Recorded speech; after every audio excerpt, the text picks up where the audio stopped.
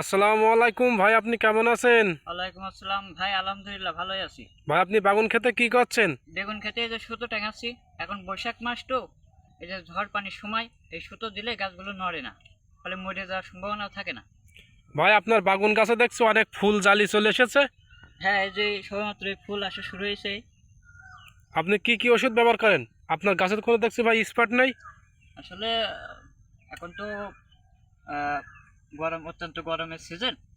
এখানে আমি দিই সাইপারমেথ্রিন গ্রুপের ওষুধ, আর হলো ম্যানকোজেব প্লাস মেটাক্সিল গ্রুপের ছত্রাকনাশক দিই, যাতে ফুল ফল নষ্ট না হয়, অতিরিক্ত ফুল ফল আসে, ফলনও ভালো হয়। ফলনও ভালো হয়।